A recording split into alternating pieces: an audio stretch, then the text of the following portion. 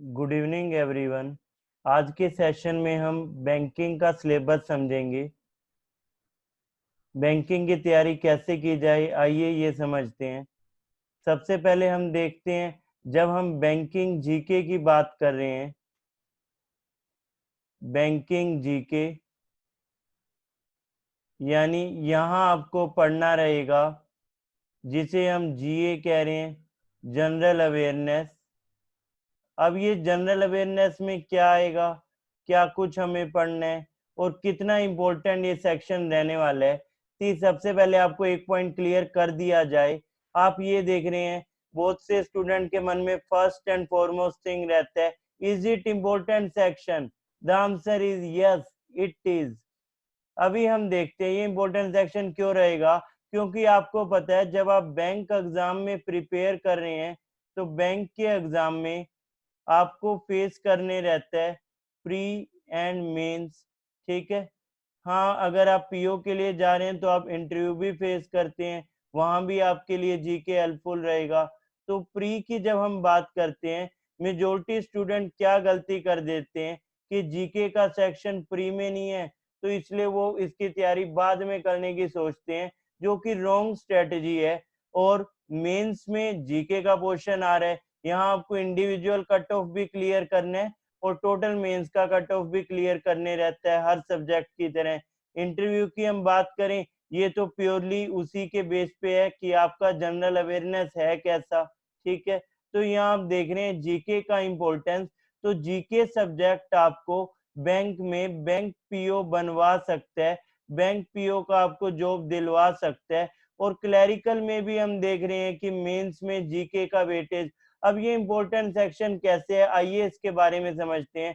सबसे पहले जीके में आपको मैक्सिमम एक्यूरेसी मिलेगी। एक दो क्वेश्चन में आप 50-50% तक पहुंचे हैं, तब आप सोच सकते हैं कि आपका नंबर ऑफ अटेम्प्ट इतना है, फिर आप कुछ सोच सकते हैं। लेकिन मेजोरिटी आपको आता है तो आप आगे बढ़ेंगे, नहीं तो नहीं।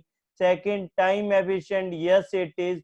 आप जो आपको टाइम मिलता है जीके के एग्जाम में, आपको क्या लगता है कितना टाइम लगता होगा जीके के लिए? अगर मैं बात करूं, अभी आपने एग्जाम फेस करना है SBI clerk, SBI clerk mains, इसमें जीके आ रहा है और 50 क्वेश्चन होंगे।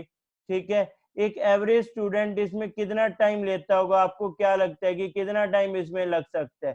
तो इसमें एक एवरेज स्टूडेंट का जो टाइम रहता है वो उसे लगेगा 8 to 12 मिनट, लेकिन उसे टोटल टाइम कितना मिलेगा? इसके ट्वाइस से भी ज्यादा। यानी आप देख रहे हैं कि टोटल टाइम जो उसे मिल रहा है उसके अकॉर्डिंग ये एक टाइम एफिशिएंट सब्जेक्ट है। Highly scoring, yes it is. एक बार आपने सब्जेक्ट पे पकड़ बना ली, डेली बेसिस पे आप करंट प्रिपेयर कर रहे थे, फाइनेंशियल अवेयरनेस आपका अच्छा था, साइड बाय साइड आपने तैयारी किया था, तो फिर आपको उसका नेट आउटपुट हाईली स्कोरिंग ये रहेगा। क्योंकि बाकी सब्जेक्ट में तो लेवल प्लेइंग फील्ड है, अगर मॉडरेट आ रहा है तो सबके लिए मॉडरेट है, लेकिन जीके में अगर आपने मेहनत किया है तो आपको इसका आउटपुट देखने को मिलेगा। तो ये सब्जेक्ट कितना इंपॉर्टेंट रहने वाला है जो आपको एक बैंक पीओ बना सकता है, ये हम समझ रहे हैं। आइए अब इसके बारे में थोड़ा और देखते हैं और इसे समझते हैं कि किस वे से हम इसे पढ़ते हुए आगे बढ़ सकते हैं। तो नेक्स्ट इसके लिए स्ट्रेटेजी क्या रहेगी? अब कोई भी एग्जाम आप फेस करो, आपकी स्ट्रेटेजी डिसाइड करती है कि आप इसमें सक्सेस होंगे या नहीं होंगे। कोई भी एग्जाम हो, बीट बैंक एग्जाम और एनी अदर एग्जाम, किसी भी एग्जाम के लिए आपको क्या पता होना चाहिए? एक तो एग्जाम का पैटर्न पता होना चाहिए। ठीक है, कि किस तरह के आपसे क्वेश्चन पूछ रहे हैं, एग्जाम की नीड क्या है, ये आपके मन में पूरी तरह से क्लियर होनी चाहिए। सेकंड, आपको ये पता हो कि एग्जाम पैटर्न के अकॉर्डिंग प्रीवियस जो पेपर है, प्रीवियस ईयर के पेपर, उसमें क्या पूछा गया है। ठीक है, तो आप वो कितना रेलिवेंट है आपकी प्रिपरेशन से, तो आपको ये भी side by side cross check करना है। तो इसलिए किसी भी एग्जाम में स्ट्रेटजी आपकी बहुत वर्कआउट करेगी। यहाँ भी आप देख रहे हैं, जो मेरा मानना है कि जीके में यही स्ट्रेटजी वर्कआउट करती है, जिसको मैं 3W स्ट्रेटजी कह रहा हूँ। 3W का मीनिंग क्या है? First, why you have to study, आप पढ़ना क्यों चाहते हैं? क्या आप बैंक पीओ बनना चाह रहे हैं, बैंक क्लर्क लगना चाह रहे हैं? तो आप अपने अकॉर्डिंग अपना ड्रीम, आप खुद को एक बैंक जॉब में देखना चाहते हैं, इसलिए आप पढ़ना चाहते हैं। तो जब तक ये ऑब्जेक्टिव क्लियर नहीं होगा आपको आउटपुट नहीं मिल पाएगा। क्योंकि जब आपको यही नहीं पता कि आपका एम क्या है, आप किस वे से पढ़ना चाह रहे हैं, तो आप क्या डिजायर्ड रिजल्ट उसमें देंगे, आप अपना 100% कैसे दे पाएंगे जब आपके मन में क्लियर नहीं होगा why you have to study. Second, what you have to study, why आपको क्लियर हो गया, लेकिन इसमें पढ़ना क्या है, क्या जीके का मतलब कुछ भी पढ़ लिया जाए, हिस्ट्री पॉलिटी इको ज्योग्राफी आप सब कुछ पढ़ना शुरू कर दें, लेकिन एग्जाम तो आपने बैंक एग्जाम देना है, तो बैंक एग्जाम की नीड क्या है, ठीक है, आपसे यहाँ क्या पूछ रहा है, किन चीजों के ऊपर वो आपकी एक्सपर्टीज चाहेगा, क्या टॉपिक आपको आना चाहिए, तो एग्जाम का नीड क्या है, ये आपको क्लियर होने के लिए what you have to study का कंसेप्ट है कि आपको इसमें एग्जैक्टली पढ़ना क्या है। अभी हम इसको देखेंगे कि व्हाट में हमें क्या देखना है, कि हमें बैंकिंग अवेयरनेस देखनी है, हमें करंट अफेयर भी देखना है, और हमें इसके साथ साथ स्टैटिक भी देखना है। Second, from where you have to study, क्या कोई भी करंट अफेयर मिल जाए उसे पढ़ते जाओ आगे बढ़ते जाओ, नो, ये स्ट्रेटेजी नहीं रहनी चाहिए। आपको ये देखना है उसमें से कितना आपके लिए रेलिवेंट है, कहाँ से पढ़ा जाए। कोई कह रहा है एबीसी सोर्स से पढ़ लो, कोई अलग डीएफ सोर्स बता रहा है, कोई कह रहा है लास्ट में ये करने से हो जाएगा, नहीं, तो आपको अपने अकॉर्डिंग स्ट्रेटेजी बनानी है कि आपके लिए क्या यूजफुल रहने वाला है और बेस्ट इस केस में क्या रहता है। तो आइए समझते हैं क्या इसमें बेस्ट रहेगा। फर्स्ट, व्हाट टू स्टडी, यानी आपका सिलेबस क्या है, जो अभी हम देख रहे थे व्हाट टू स्टडी वाला कंसेप्ट। अब व्हाट टू स्टडी में आपको तीन चीजों की तरफ देखना है।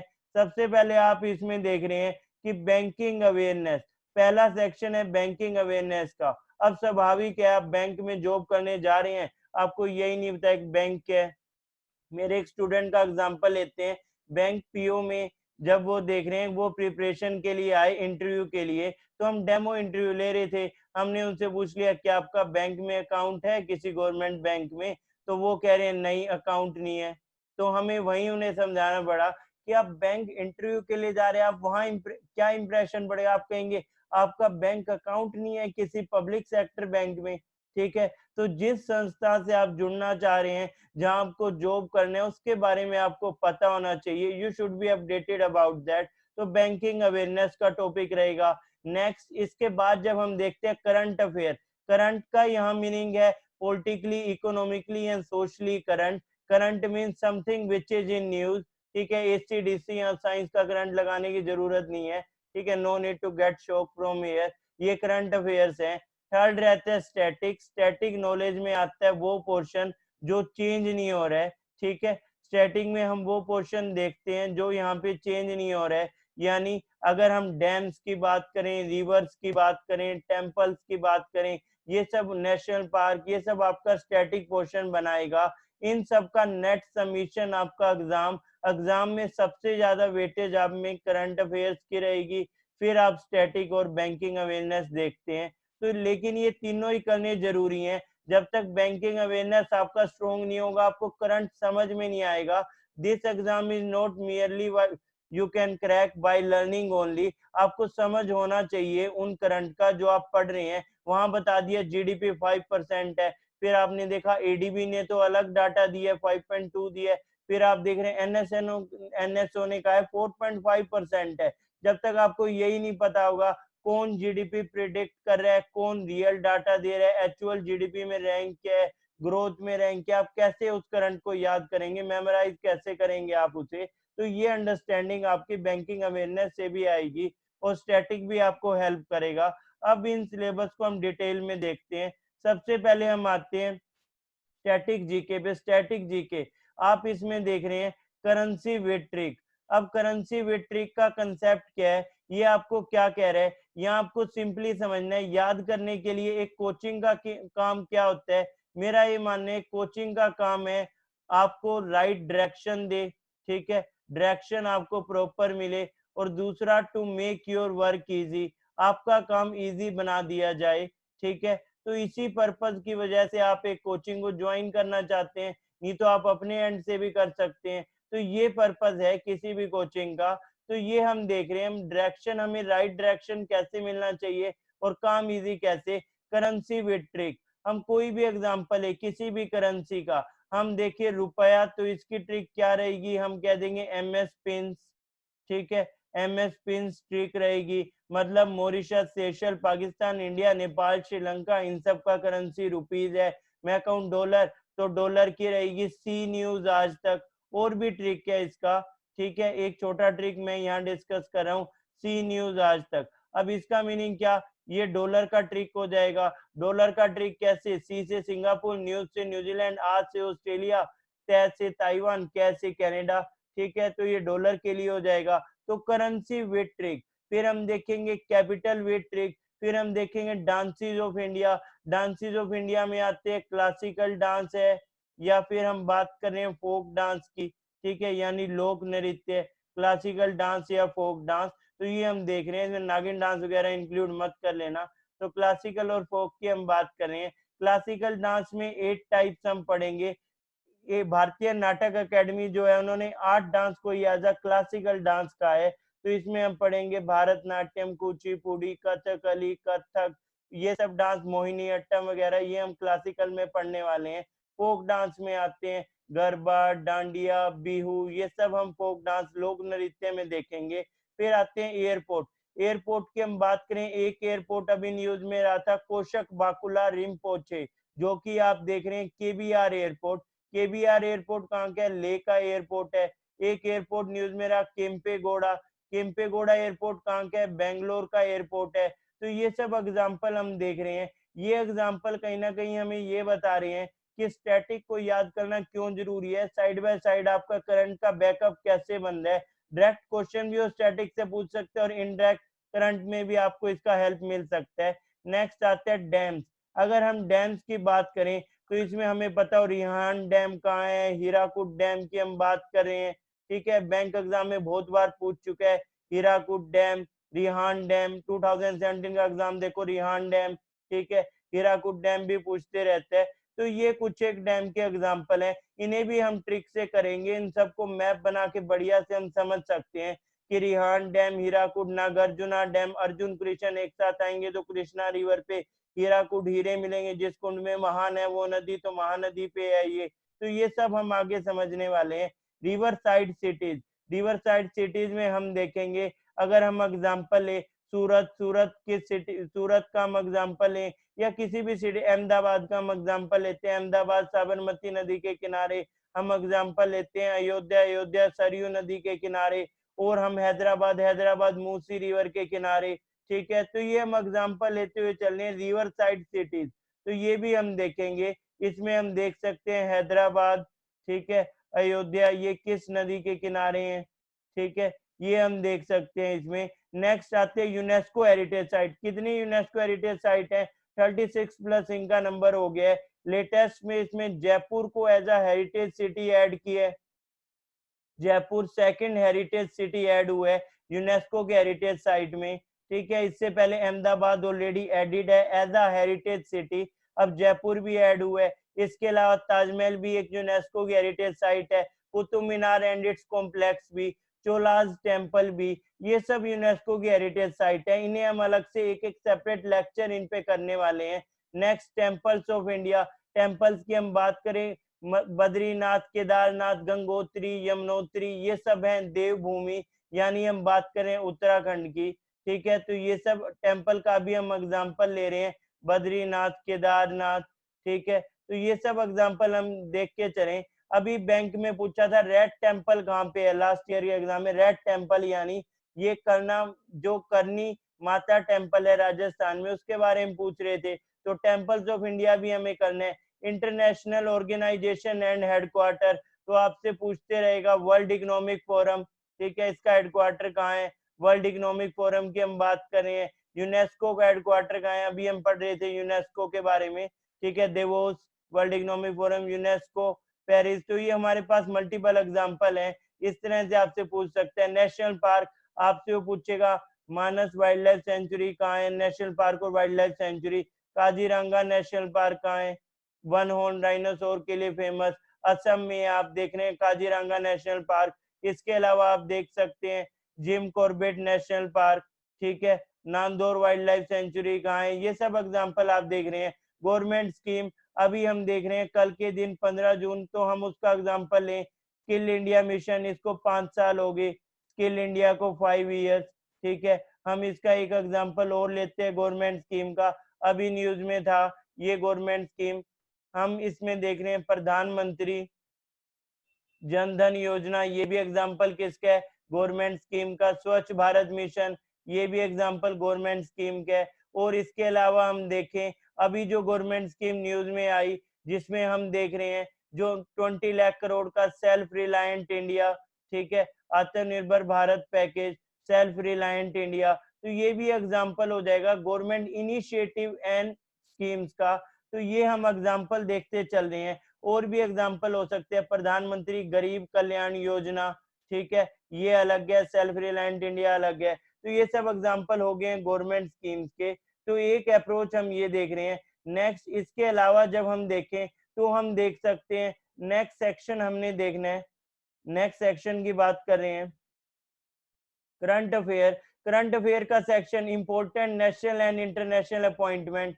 तो important national and international appointment, current affair के सेक्शन का मीनिंग क्या भी आपको बताया था, current means something in news, ठीक है, जो न्यूज में है हम उसकी बात कर रहे हैं। लेकिन न्यूज में आप ये नहीं कहोगे अमिताभ बच्चन न्यूज में उन्हें कोरोना हो गया है। न्यूज का यहाँ सेंस है, हमें इस सेंस को याद रखना है। जैसे एक स्टूडेंट को मैंने कहा डेली आपको नोटबुक में करंट अफेयर लिखने हैं, उसने लिख रखा था पाकिस्तान की गोलाबारी में 4 चौकी तबाह, कैसे करंट अफेयर एग्जाम में पूछेंगे।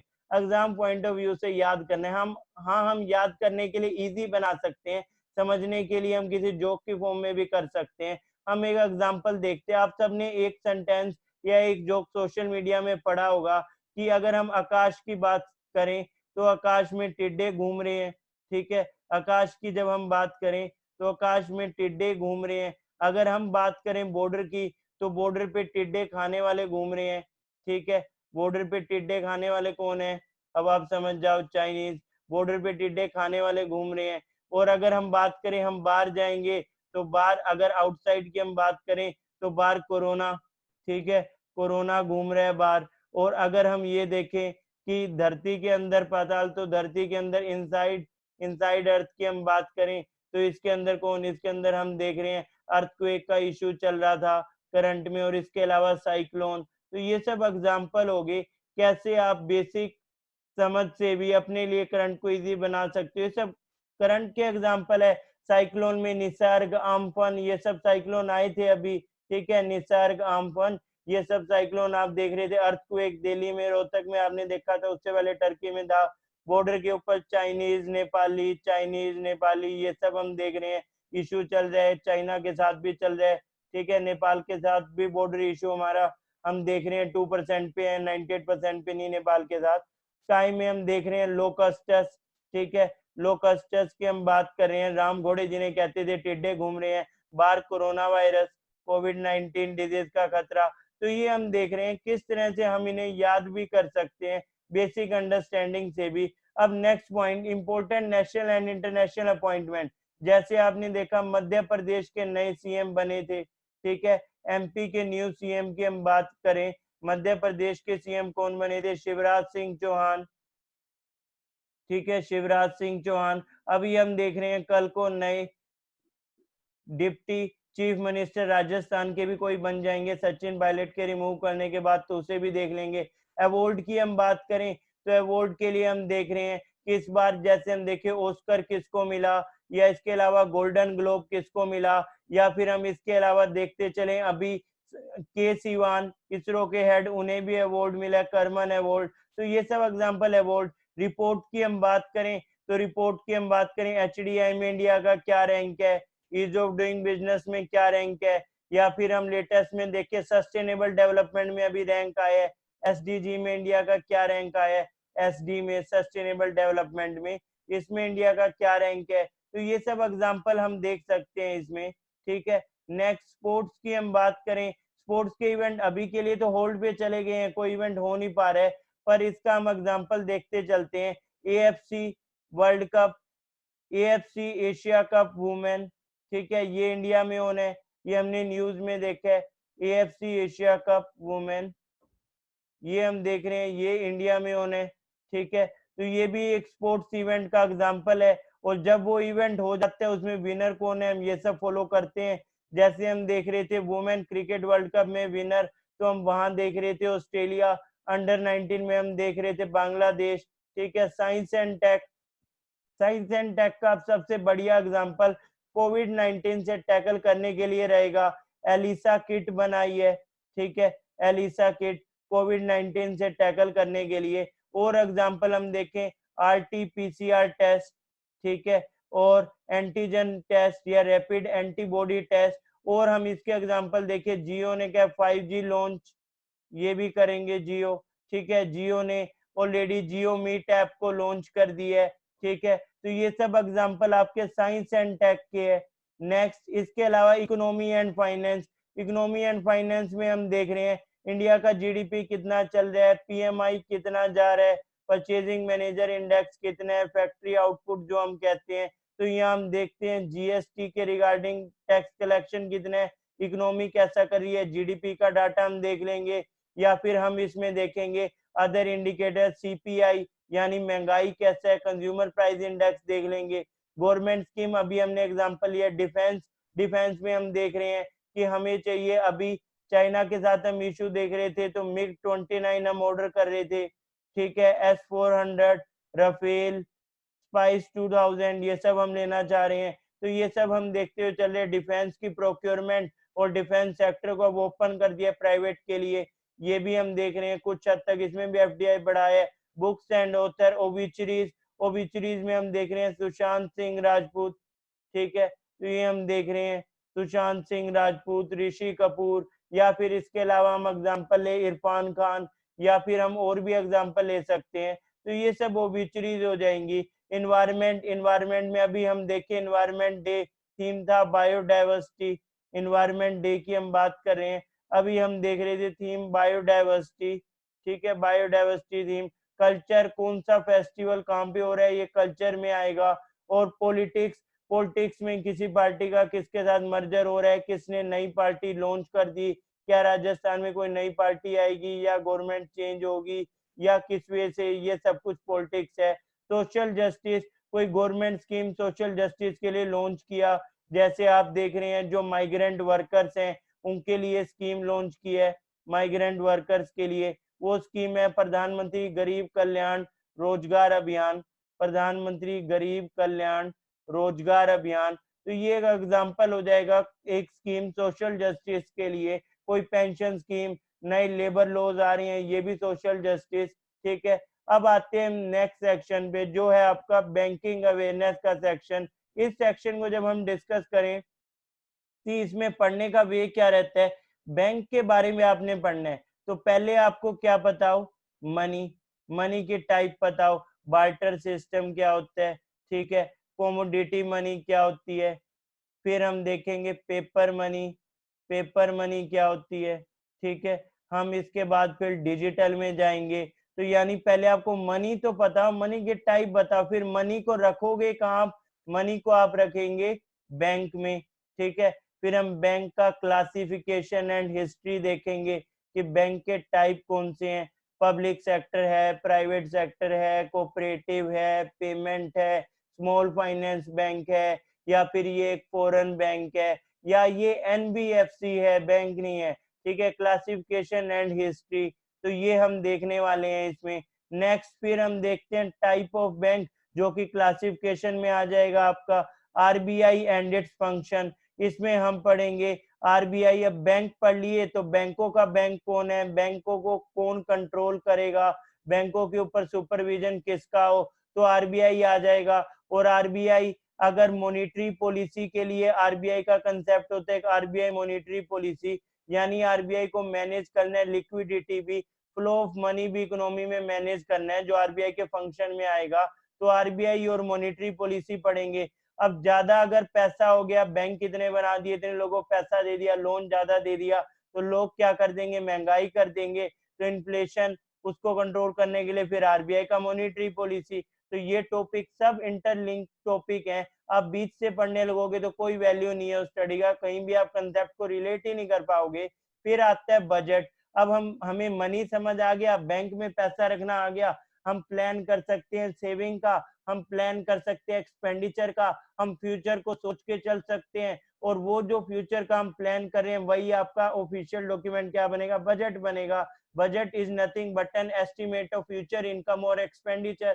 फिर आपका बजट आपने देख लिया, तो सब लोगों का देश में खर्चा निकाल दें, यानी उनका टोटल हम ये देख लें एक्सपेंडिचर कितना है, या फिर टोटल कुल लोगों ने कितना कमाया, या टोटल हम देख लें कि लोग गुड्स एंड सर्विस को बेच के इंडिया का मार्केट कितना बन रहा है, तो वो जीडीपी बन जाएगा। ये हमारा टोटल इकोनॉमी का साइज बताएगा। फिर हम इसमें डिजिटल बैंकिंग के इनिशिएटिव हैं वो पढ़ेंगे। हम जिस वे से करने जा रहे हैं उस वे से आपको बैंकिंग कहीं नहीं मिलेगा। यहाँ हम देखेंगे बैंकिंग 1.0, ठीक है, क्या था उसमें 2.0, 3.0। अब हम बैंकिंग के किस फेज में है, ये सब डिजिटल में आएगा। कैसे पहले ब्रिक एंड मोर्टार बैंकिंग थी कि बैंक के लिए आपको एक ब्रांच में जाना पड़ रहा है, ठीक है, छोटे मोटे काम के लिए भी, सभी काम के लिए नहीं, इस ब्रांच में आपको जाना पड़ रहा है। और यहाँ जब आप इस ब्रांच में जाते हैं तो आपको कैश के लिए भी, ठीक है, डिपॉजिट के लिए भी, विड्रॉल के लिए भी, हर काम के लिए आपको बैंक ब्रांच के ऊपर आप डिपेंडेंट थे बैंकिंग 1.0 में। अब 2.0 में इन्होंने क्या किया, 2.0 में क्या करना चाह रहे हैं, यहाँ पे इन्होंने सबसे पहले थोड़ा इजी कर दिया बैंक का काम, तो यानी एटीएम वगैरह, ठीक है, CBS system, core banking solution की बात करें, सारे आपस में कनेक्टेड होंगे, बैंक कहाँ से विड्रॉल किया, किधर रखा पैसा, सब पता रहेगा। 3.0 थोड़ा और इजी कर देंगे, मोबाइल वॉलेट आ गए, नेट बैंकिंग आ गई, ठीक है। जो इससे नेक्स्ट फेज अभी हम देख रहे हैं उसमें हम देख रहे हैं यूपीआई, ठीक है, यूपीआई आधार इनेबल्ड पेमेंट सिस्टम, एईपीएस हम देख रहे हैं, एईपीबी आधार इनेबल्ड पेमेंट ब्रिज, इसके अलावा हम देख रहे हैं, और हम इसके अलावा देख रहे हैं नेक्स्ट, जैसे चेक की हम बात करें तो सीटीएस हो गया, ठीक है, एनएसीएच का हम एग्जांपल देख सकते हैं। तो ये सब इनिशिएटिव क्या है, ये डिजिटल में आएंगे और इससे करंट भी बनता है और आपका बैंकिंग भी डायरेक्टली लिंक है।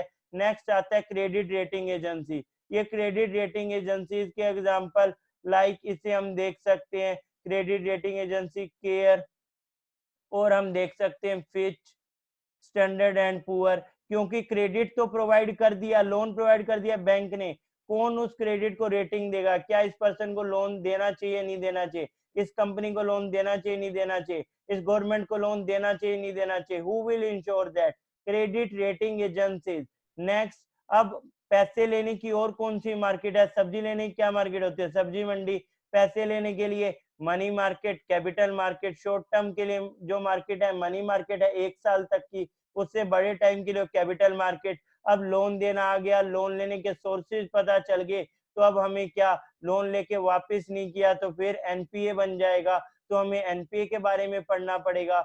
नेक्स्ट, एनपीए के बारे में हमने पढ़ लिया, एनआई एक्ट 1881 भी हम देखेंगे, बेसल नॉर्म्स, ठीक है, इंटरनेशनल बैंकिंग स्टैंडर्ड्स क्या कह रहे हैं, बैंकिंग गाइडलाइन क्या कह रही है, ठीक है, ये भी एक गाइडलाइन है हम देख रहे हैं, ये गाइडलाइन क्या कह रही है, दुनिया भर के बैंक फेल नहीं होने चाहिए। और इसके अलावा आपके मिसलेनियस टॉपिक और जनरल टॉपिक आ जाएंगे, लाइक हम डिस्कस करेंगे अबाउट इंश्योरेंस, ठीक है, और हम डिस्कस करेंगे इसके अलावा इंश्योरेंस, प्रोविडेंट फंड, इन सब में क्या डिफरेंस रहता है, ठीक है, या फिर हम देखेंगे पेंशन ऑप्शन ये कैसे अलग है इनसे। और जो टॉपिक ज्यादा न्यूज मेरा कोऑपरेटिव बैंक को अभी आपने देखा है बैंकिंग रेगुलेशन एक्ट के अंदर ये डालने हैं 49 में, तो उसका क्या मीनिंग है वो सब हम देखने वाले हैं। तो ये सारे टॉपिक आपके बैंकिंग अवेयरनेस में आएंगे, यहाँ से आप स्टार्ट करेंगे और बिल्कुल एक मास्टर बन के आप इधर से निकलेंगे, आपकी अपनी एक्सपर्टीज हो जाएगी। हर टॉपिक कुछ कहता है, हर टॉपिक लिंक क्या है इससे,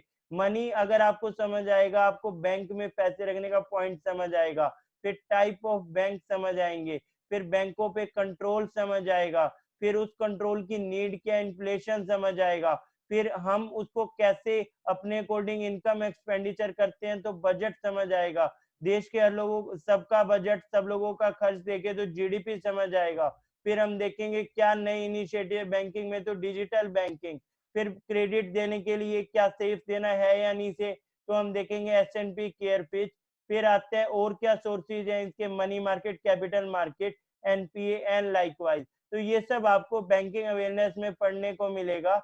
अब इसके अलावा जो नेक्स्ट सेशन, यानी अब हम देखते हैं कि क्या बैंकिंग के या इनके सोर्सेज क्या रहेंगे। सी आप फॉलो करते हैं कुछ स्टैंडर्ड न्यूज़पेपर, अगर आप एसबीआई के लिए एस्पिरेंट है तो आप फाइनेंशियल एक्सप्रेस, ठीक है, इसे आप फॉलो कर सकते हैं, या फिर लाइव मिंट को फॉलो कर सकते हैं। ये स्टैंडर्ड न्यूज़पेपर, ठीक है, इनका गिस्ट हम लोग क्लास में पढ़ेंगे, बहुत बेहतर ढंग से डिस्कस भी करेंगे। तो ये आप देख रहे हैं फाइनेंशियल एक्सप्रेस, लाइव मिंट, ये किसके लिए? For SBI.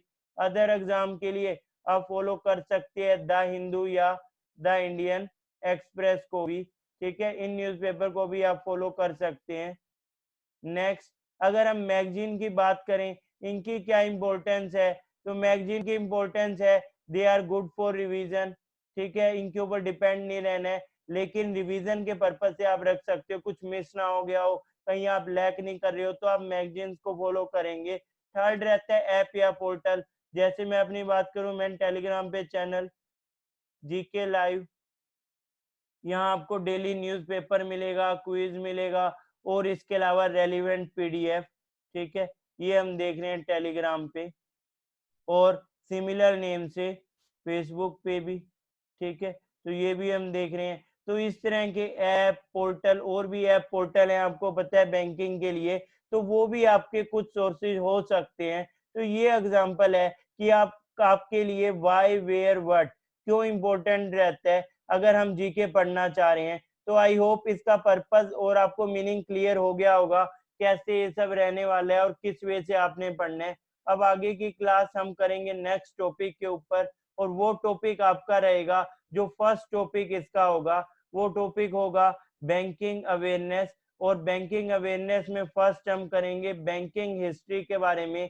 कि बैंक क्या है, किस तरह से बैंक वर्कआउट कर रहे हैं, बैंकिंग का हिस्ट्री, किस तरह से इंडिया में बैंक आए और कैसे कैसे उनके नेम पढ़ते गए, ये सब हम देखेंगे। इसका एक ओवरव्यू हम ले लेते हैं। जब हम बैंक हिस्ट्री पढ़ेंगे तो हम बैंक हिस्ट्री में इंडिया के एंड से हम देखेंगे, ठीक है, कि इंडिया में बैंकिंग स्ट्रक्चर कैसे शुरू हुआ, ठीक है, इसको हम लोग समझेंगे कि बैंक का मीनिंग क्या है, किस तरह से बैंकिंग स्ट्रक्चर इंडिया में स्टार्ट हुआ, बैंक का मीनिंग क्या, ये हेलिन वर्ल्ड बैंकों से आया है या फिर ये इटालियन वर्ल्ड बैंका से आया है, इसका मीनिंग वुडन बेंचेस पर बैठकर आपस में लेन देन करना है। और पहला बैंक हिंदुस्तान में अब अंग्रेज है, बैंक ऑफ हिंदुस्तान 1770 में। फिर हम देख रहे हैं इन बैंकों को किस वे से हम पढ़ते हुए आगे बढ़ेंगे। 1786 में bank general bank of India, फिर 1853 mercantile bank of India, 65 Allahabad bank और 69 HSBC, 1881 oath commercial, 1894 PNB, 1908 bank of Baroda, 1911 central bank of India. तो ये सब हम आगे पढ़ने वाले हैं नेक्स्ट टॉपिक में।